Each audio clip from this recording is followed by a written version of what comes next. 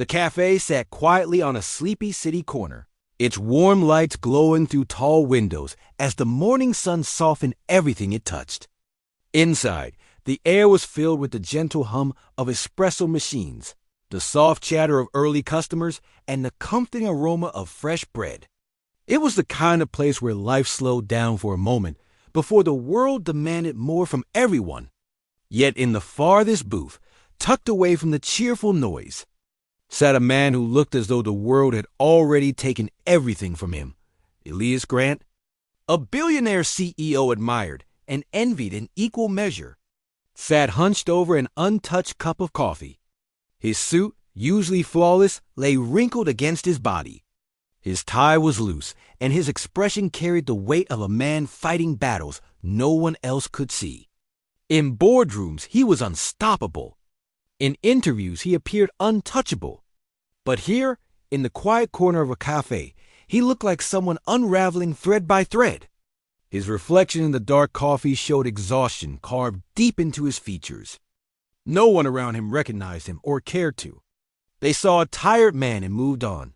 His father's sudden death had carved a hollow place inside him that nothing could fill. His marriage had ended beneath the pressure of long work nights and postponed promises. Employees depended on him. Investors demanded from him. The world expected him to be a pillar. But pillars eventually crack. Elias pressed his palms over his eyes, frustration swelling as he tried to steady his shaking breath. A single tear escaped, falling onto his sleeve. He didn't bother wiping it. He assumed no one cared anyway. Then a small shadow approached the table, stopping just inches from his hand. Something tugged at his sleeve, gentle and hesitant.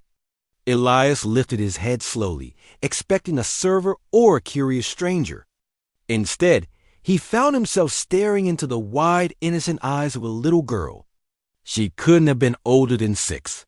Her curly hair was tied in 2 uneven ponytails. Her pink sweater held faded cartoon hearts, and her cheeks were smudged with chocolate, evidence of a muffin she had probably devoured earlier.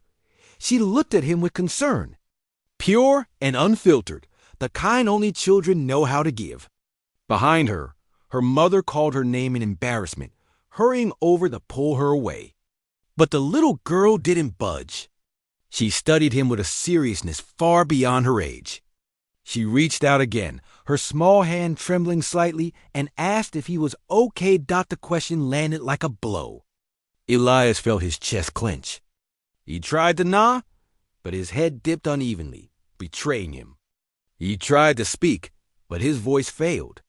The girl stepped closer, resting both hands on the edge of the table as though bracing herself. Her lower lip trembled with worry. Her mother reached him, apologizing quickly and pulling her daughter's hand. She explained that the child didn't mean to intrude. Elias shook his head. The girl had not intruded.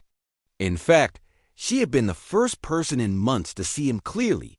Suddenly, the girl stepped onto the booth seat across from him before her mother could stop her.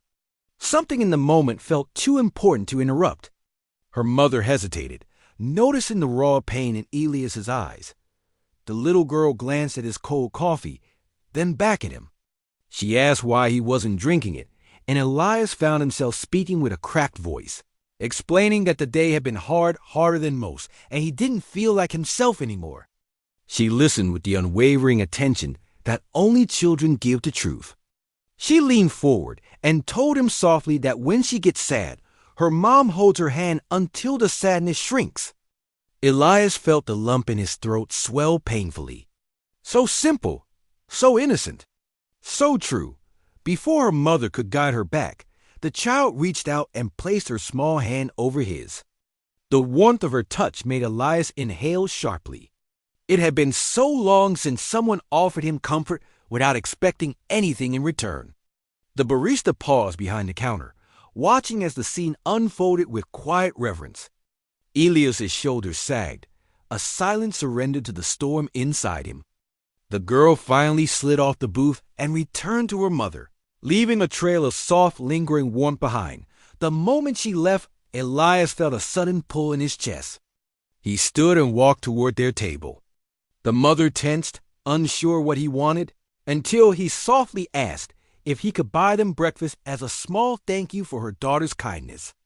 The mother refused politely at first, but her daughter cheered about wanting pancakes. The mother gave in with a sigh, and they invited him to sit. They spoke for nearly an hour. The girl asked him questions adults never dared to ask. She wanted to know if he liked puppies, what his favorite color was, and whether he had someone who could give him a hug when he was sad. Elias answered each question carefully, feeling something inside him come back to life. Her mother soon realized who he really was when she spotted the emblem on his briefcase. The billionaire CEO she had seen on magazine covers was now sitting at her table, being healed by her daughter's kindness. She tried to address him with formality, but Elias shook his head, begging her not to treat him differently. He explained softly that he didn't want attention or admiration. He simply wanted a moment to breathe without the world expecting him to be perfect. He admitted the truth that he felt alone even when surrounded by people. He confessed he had forgotten what genuine connection felt like. The little girl gasped and crawled under the table, sliding into the seat beside him. She leaned her head on his arm and told him gently that he wasn't alone anymore because she had decided to sit with him. Her mother covered her mouth, moved to tears. Elias placed his hand on the girl's back, overwhelmed by a feeling he hadn't felt in years. Comfort. The girl insisted he try her muffin. When he took a bite, she clapped and said he looked happier already. Elias actually laughed, a soft, surprised sound. Her mother watched.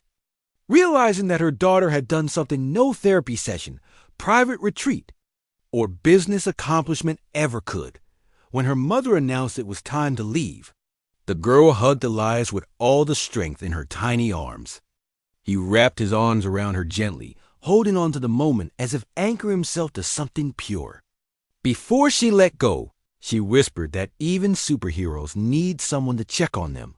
Her mother thanked him for being kind, but Elias corrected her. The girl had saved him. She had brought him back to himself with nothing but a question and a hug. He watched them walk out of the cafe, sunlight bathing them as they disappeared through the door. He returned to his table, stared at the coffee he had ignored for so long, and finally took a sip.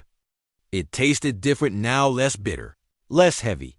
He whispered the little girl's words to himself. Even superheroes need someone to check on them. That morning, in a quiet cafe, a lonely billionaire remembered he was human. And sometimes, humanity is saved not by wealth or power, but by the smallest voice asking the simplest question. Are you okay?